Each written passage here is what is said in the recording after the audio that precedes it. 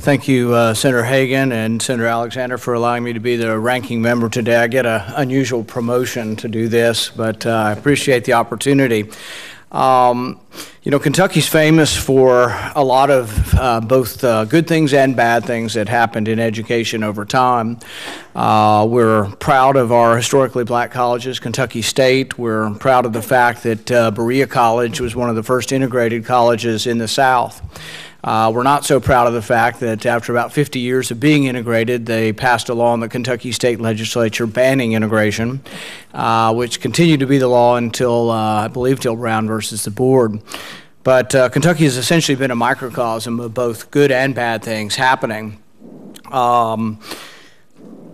Kentucky State University is our main historic black college, and the president's been Dr. Sias, who's been the president for the last 10 years, and she's retiring, and I'd like to take this opportunity to congratulate on her on a great term and being Kentucky State's first female public university president. Kentucky State's had several famous grads. I'd like to mention a couple of few. Marion Kelly was the first undersecretary of the Department of Labor under President George Herbert Walker Bush. Ursa Hines Poston was the first African American to head the United States Civil Service Commission, and Whitney M. Young, a graduate, was a famous civil rights leader and head of the National Urban League.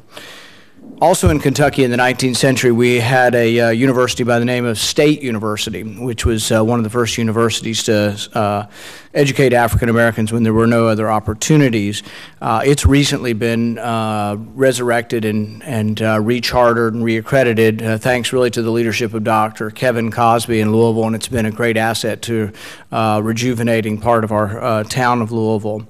One of its famous graduates was William Worley, who I think really has been underappreciated in history, but there was a case in 1917 that was Buchanan v. Worley, which was one of the most famous Supreme Court cases where we overturned Jim Crow housing segregation laws.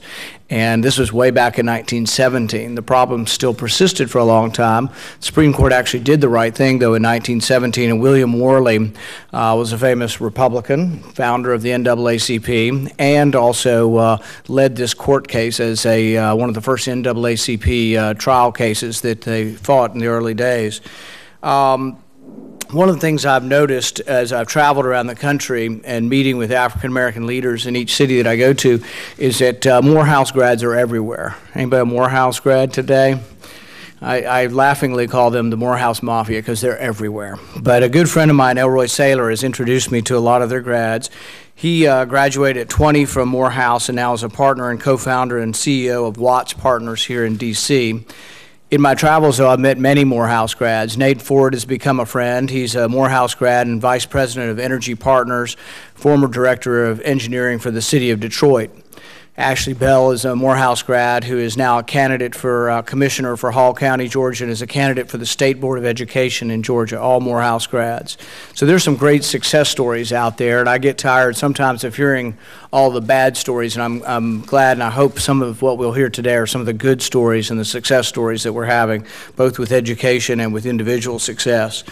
I think part of the success, though, we have to, and Senator Alexander's been a leader in this, we have to think about how we educate people, not only at the college level, but getting people to college and getting them ready. And I think one of the real answers is through charter schools and through school choice. And I think if we're able to do that, I think there's much more potential that we can find for everyone. And I want to thank Senator Hagan for convening this hearing and for allowing me to participate, and thank the panel for attending. Thank you, Senator.